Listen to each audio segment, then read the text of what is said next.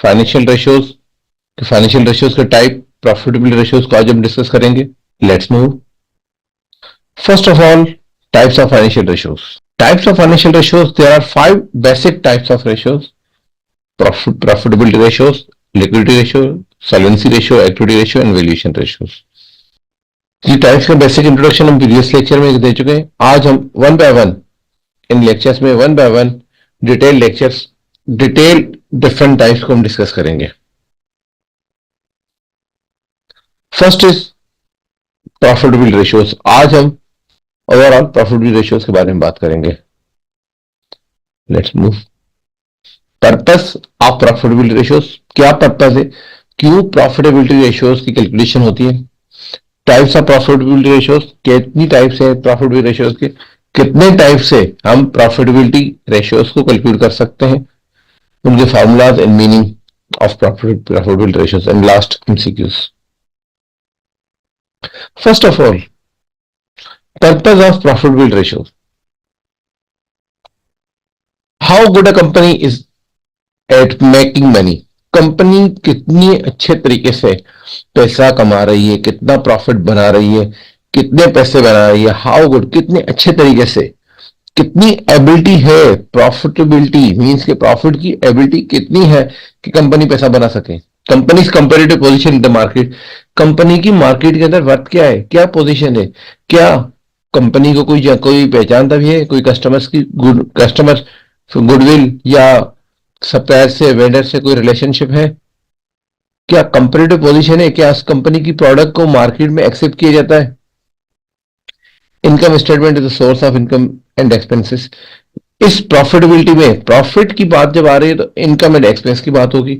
तो ये कंप्लीट जो प्रॉफिटेबिलिटी रेशियोज है, इसके डेटा जितना भी मिलेगा आपके पास इनकम स्टेटमेंट से ही मिलेगा, जिसको स्टेटमेंट ऑफ कंप्रिहेंसिव इनकम भी कहा जाता है. Purpose to profitability ratios. Purpose क्या है प्रॉफिटेबिलिटी रेशियोज का? Profitability ratios assess the company's ability to earn profits from its sales or operations. Company की एबिलिटी को असेस करना कि प्रॉफिट कितना बना रहा है अपने बिजनेस की सेल से एंड बिजनेस के ऑपरेशन से. It means profitability ratios assess, analyse करते हैं कंपनीज एबिलिटी, कंपनीज की एबिलिटी को, कंपनी की काबिलियत को, कंपनी कितना प्रॉफिट कमा रहा है अपने जनरल बिजनेस के ऑपरेशन से या बिजनेस की सेल से.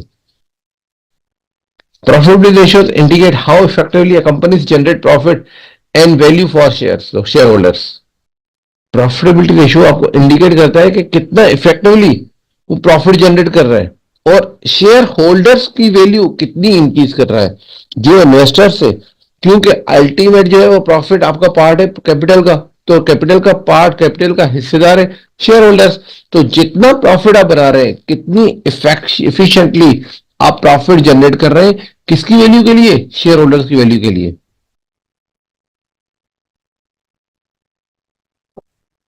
There are two types of ratios, return on sales and return on investments. Return on sales की आपने जो प्रॉफिट अर्न किया है वो सेल्स की ब्याज पे रिटर्न कितना है, या आपने जितना पैसा इन्वेस्ट किया है उसके ब्याज पे रिटर्न कितना है. रिटर्न ऑन सेल्स में gross profit ratio, net profit margin and expenses to sales ratio. आपके पास मेजर 3 रेशियोज कैलकुलेट किए जाते हैं. Gross profit margin, gross profit ratio कितना है, net profit margin, net profit ratio कितना है, नेट प्रॉफिट मार्जिन कितना है, expenses to sales ratio.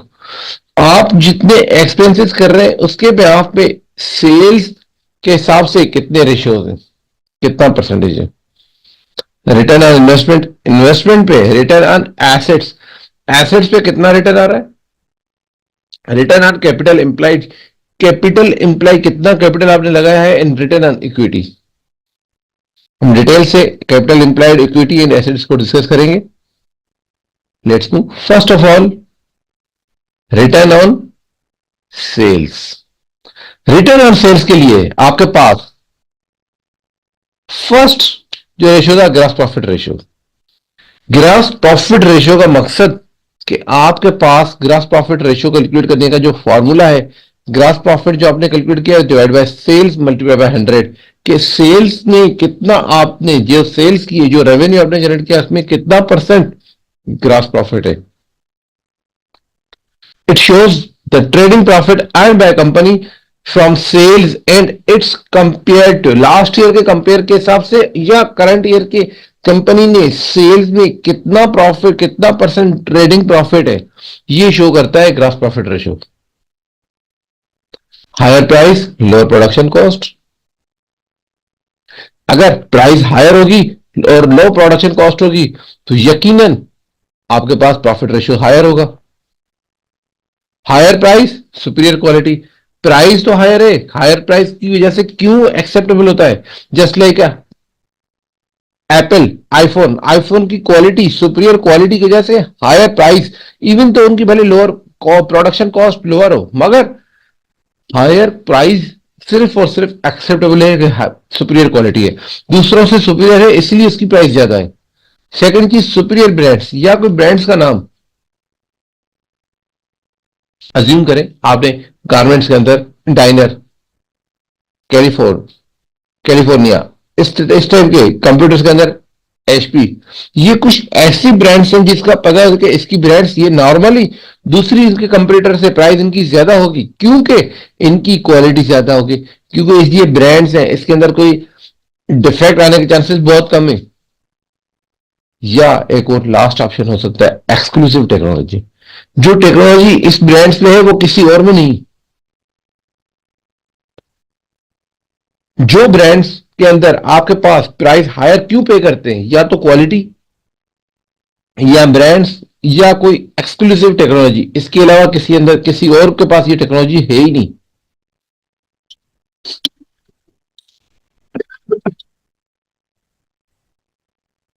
For example अगर आपके पास डिफरेंट कंप्यूटर्स रखें, डेल, लिनोवो, एचपी, डिफरेंट रखें और आप अब अगर प्राइस हायर होगी तो यकीनन कोई ना कोई क्वालिटी या टेक्नोलॉजी मॉडल लेटेस्ट होगा, लेटेस्ट जनरेशन होगी, किसी ब्रांड्स की वजह से उसकी प्राइस हायर होगी.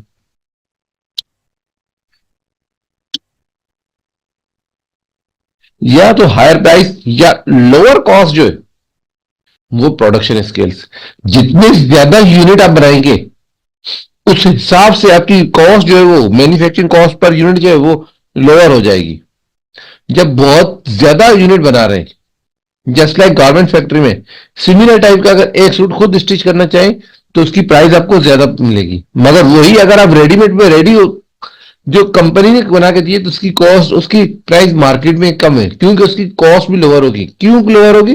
क्योंकि उसकी प्रोडक्शन जो है वो लार्ज स्केल पे प्रोडक्शन हुई है, जिस वजह से पर यूनिट कॉस्ट जो है वो आपकी डिक्रीज हो रही है, जिस वजह से अब आपके पास यहां पे ओवरऑल जितनी भी ग्रास प्रॉफिट रेशियो क्यों इंक्रीज होगा, या तो आपकी हायर प्राइस होगी, हायर प्राइस होगी तो हायर प्राइस किस वजह से होगी, या अगर कॉस्ट लोअर होगी तब भी आपके पास कॉस्ट लोअर कब होगी, जब आपका प्रोडक्शन स्केल बहुत ज्यादा होगा. सही, वालेकुम सलाम. अल्लाह शुक्र नहीं बता मानू आयो गरीबन के सफा याद ही न था कहो. जी. अल्लाह ये न क्यों यार. बस तो ये को फोन ही हो गया, ऑफिस में बैठो, महाने पे ऑफिस में बैठो है.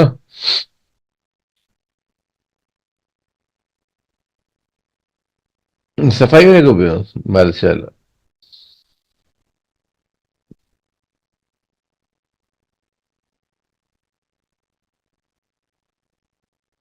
बस दा जोर में आयो.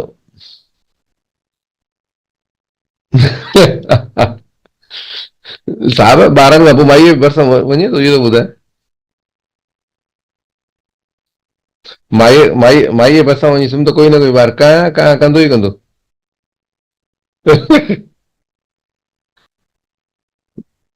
बस दा.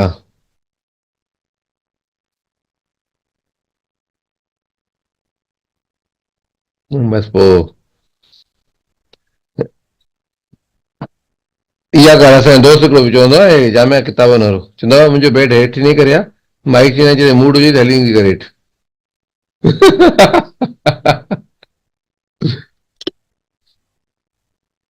हा अलाह जो शुक्र आहे साओ कुझु ख़बरचार न आहे मूंखे लॻे थो असांखे चवनि था पाकिस्तान खां त ॿाहिरि न वञो असां हिते ई कुझु सेटअप ॾिसूं हाणे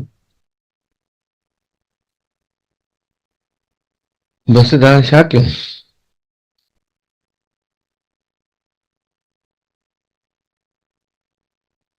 सावा महिनत कई लख रुपया तकरीबन नुक़सान बि कयो मेडिकल जो छा कयूं अञा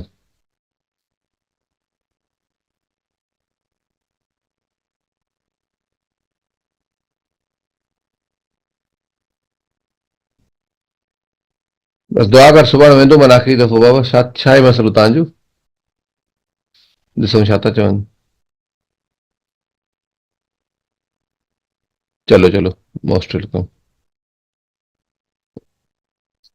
आईसीयू में हूंदो त अचिजो ॿ टे मिंट क्लास खां ब्रेक करे गपशप करे वठंदासीं चांहि पी वठंदासीं ठीकु आहे okay okay love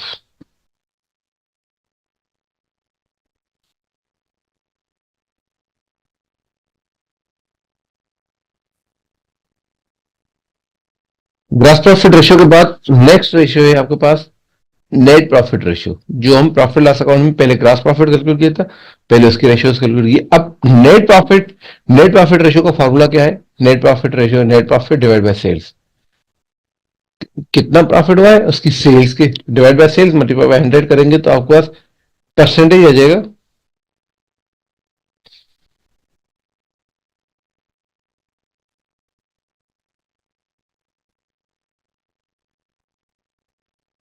it indicate the net profit and after meeting operating expenses net profit ratio आपको इंडिकेट करता है कि आपने प्रॉफिट कितना अर्न किया है एक्सपेंसेस को कवर करने के बाद this profit is attributable to the ordinary share holders और ऑनर्स ये वो प्रॉफिट है जो शेयर होल्डर्स के पास या जिनके इन्वेस्टर्स के पास जो प्रॉफिट मिलेगा मीन्स जैसे अगर आपके पास याद रखे अगर प्रॉफिट लॉस अकाउंट जब हमने बनाया था प्रॉफिट एंड लॉस स्टेटमेंट में हमने बनाए थे पहले सबसे पहले net sales minus minus cost of goods sold तो ग्रास प्रॉफिट आया था ग्रास प्रॉफिट के बाद ऑपरेटिंग एक्सपेंसेस माइनस किए थे सब एक्सपेंसेस माइनस करने के बाद आपके पास जो नेट प्रॉफिट आ रहा था this net profit is called profit attributable to the ordinary share holders और owners it gives an overall picture of the business profit after deducting operating and non-operating expenses जितने भी एक्सपेंसेस हैं variable cost fix cost operating non operating जितने भी expenses हो रहे हैं वो एक्सपेंसेस माइनस करने के बाद जो ओवरऑल जो लास्ट अमाउंट बच रहा है this is called net profit और एक्चुअल यही आपके पास बिजनेस की पिक्चर दे रहा है कि आपने प्रॉफिट कितना अर्न किया है ड्यूरिंग द ईयर थर्ड है आपके पास expenses to the sales ratio कोई भी एक्सपेंस आप कर लेंगे एक्सपेंसेस टू सेल रेशियो के expenses total expenses divide by sales करेंगे तो आपका टोटल एक्सपेंस का रेशियो मिल जाएगा it compares expenses with particular sales it compares expenses with particular expenses एक सर्टेन एक्सपेंस पर्टिकुलर एक्सपेंस अगर आपने अपनी सेल्स से रेशियोज कैलकुलेट किए तो उसको आइडेंटिफाई होगा कि आपके जो सेल्स कर रहे हैं तो सेल्स डिपार्टमेंट की सैलरीज कितनी है जितनी सेल्स कर रहे हैं उसमें कॉस्ट ऑफ गुड्स सोल्ड कितना है जितनी सेल्स कर रहे हैं उसमें ऑपरेटिंग एक्सपेंस कितना है जितनी सेल्स कर रहे हैं उसके अंदर एडमिन एक्सपेंस कितना है जितनी सेल्स कर रहे हैं उसके हिसाब से हमारे पास इंटरेस्ट एक्सपेंस कितना है कि डिफरेंट एक्सपेंसेस को अपनी सेल्स से कंपेयर करते हैं कि आपकी जो सेल्स है 100% सेल्स उस 100% सेल्स में कितने percent cost of goods sold है कितने परसेंट रेंट एक्सपेंस है कितने परसेंट सैलरी एक्सपेंस है कितने परसेंट यूटिलिटी एक्सपेंस है वो हर एक एक्सपेंस को परसेंटेज में आइडेंटिफाई करने के लिए ये रेशियो काउंट किया जाता है expenses to sale ratio operating expenses to sales is equal to operating expense divided by sales multiplied by 100 expenses admin expenses to sales admin expense divided by sales marketing expense divided by sales marketing expense to sales आ जाएगा जो जो expense आपके पास होगा उसको sales से अगर divide करेंगे तो आपका रेशियो आएगा this expense is called this ratio is called expenses to sales ratio अब आपके पास सेकंड फेज प्रॉफिटेबिलिटी रेशियो का, return on investments. Return on, first of all return on investment में रिटर्न ऑन एसेट्स, कि आपने जितने assets investment किए हैं उन एसेट्स के ब्याज पे, उन एसेट्स में कितना परसेंट आपने एसेट से कितना रिटर्न अर्न किया है। रिटर्न ऑन एसेट्स का आपके एसेट्स पे कितना रिटर्न है। Return on assets ROA, profit after tax, जो नेट प्रॉफिट है जिसमें हर चीज operating expense, non operating expense, tax से सब माइनस करने के बाद जो अमाउंट बचेगा प्रॉफिट आफ्टर टैक्स, उसको टोटल एसेट्स जो आपके पास बैलेंस शीट में current assets and non current assets है दोनों का सम करेंगे तो जो अमाउंट आएगा, this amount is called return on assets. Company with better ROA utilising its assets better, it means कि कंपनी जिसका आरओए बेहतर है, इट मीन्स को अपने एसेट्स को, अपने रिसोर्सेज को प्रॉपर यूटिलाइज कर रही है। ऐसा नहीं कि आपने कोई गोडाउन रेंट पे ले लिया, रेंट का एक्सपेंस तो हो रहा है मगर उसमें आप वहां पे अब तक आपके पास कोई इन्वेंट्री नहीं है इतनी होल्ड करने की। आपने कोचिंग सेंटर तो बहुत बड़ा ओपन किया मगर एडमिशन नहीं हो रही। तो जो, अगर ये यूटिलाइजेशन जितनी आप कम यूटिलाइज करेंगे अपने एसेट्स को उतना ही आरओए कम हो जाएगा। ROA can be increase by, कैसे बढ़ सकता है, बेटर प्राइसिंग, या तो आपका प्राइस बहुत ही अट्रैक्टिव थे, इकोनॉमी ऑफ स्केल जब लार्ज स्केल बनाए, lower cost with better efficiency, cost हमेशा कम हो मगर विद बेटर एफिशिएंसी। अगर इफेक्टिवनेस आपकी बेहतर है, इफेक्टिवनेस अगर आपके पास आपकी बेहतर है तो कॉस्ट अगर लोअर है तब भी आपके पास रिटर्न ऑन एसेट्स आपका इंक्रीज होगा। Better collection policies and better inventory turnover, inventory collection policies की जितनी आपने क्रेडिट सेल्स की है उस सेल्स को कितने अमाउंट, कितना जल्दी आप अपने पास कलेक्ट कर रहे हैं।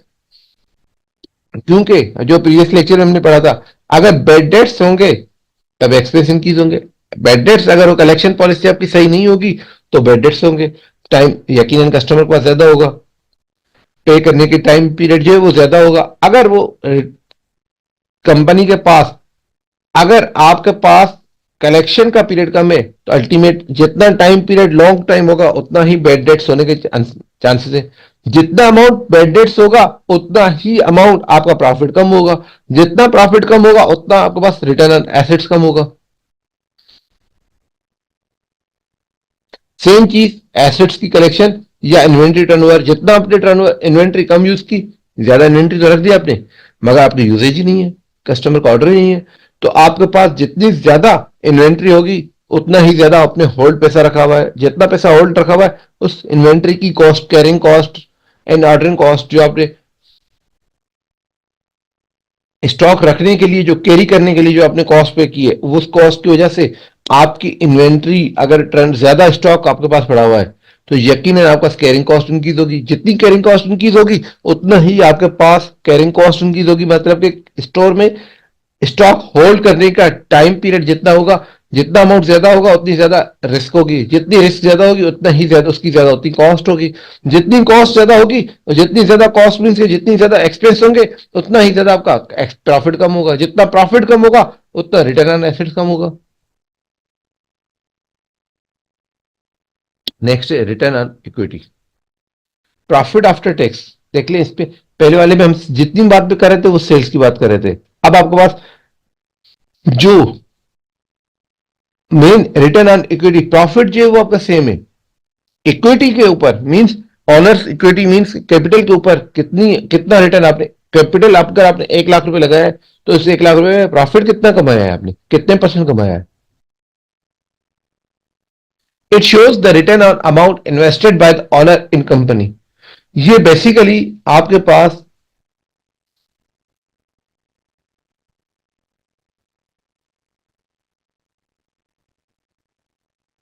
It shows the return on amount invested by owner in company, के कंपनी में ऑनर ने जितना पैसा इन्वेस्ट किया है उस इन्वेस्टमेंट पे कितने परसेंट आपको प्रॉफिट मिला है। In simple it shows how much amount owner is taking additional against on investment in business.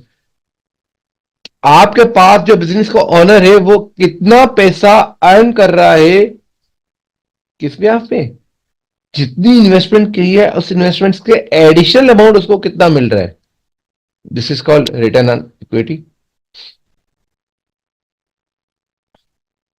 Third, return on capital employed. Return on capital employed means profit before interest and tax. जो भी आपने profit में, profit से interest minus किया है net profit में से, वो इंटरेस्ट भी ऐड करेंगे और टैक्सेस जितने भी दिए वो भी ऐड करेंगे, डिवाइड बाय कैपिटल एम्प्लॉयड। अब कैपिटल एम्प्लॉयड किसको कहते हैं? कैपिटल एम्प्लॉयड कैलकुलेट करने के दो फार्मूलाज है। टोटल एसेट्स जो बैलेंस शीट में आपका current assets minus current assets plus non current assets, उसमें से माइनस करेंगे करंट लायबिलिटीज, आपको पास बच जाएगा equity, capital and non current liabilities. Equity and non current liabilities को कैपिटल एम्प्लॉयड कहा जाता है, या एसेट्स में से अगर करंट लायबिलिटीज माइनस कर ले तो भी जो अमाउंट बचेगा, this amount is known as capital employed. It shows that return on total amount invested in assets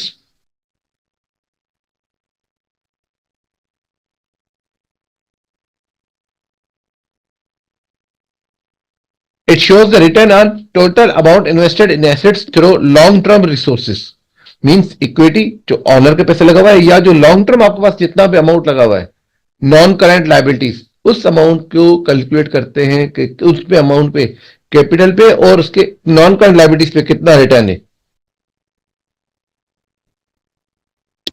now MCQs.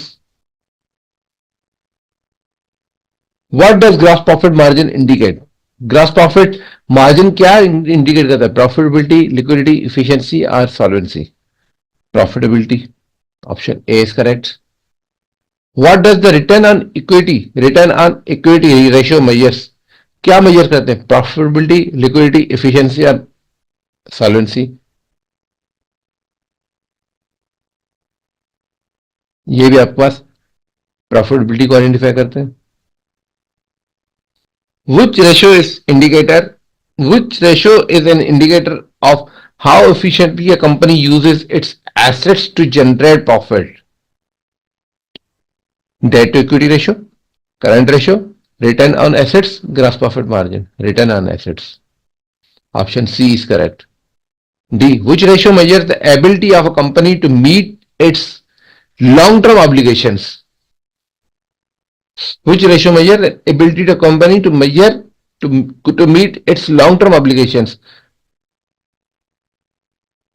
This is return on equity ratio. Return on equity ratio is calculated as net income divided by total assets, net income divided by shareholders equity, operating income divided by total assets, earning before interest and taxes divided by interest expenses. Net income divided by shareholders equity, it's called return on equity. It's all about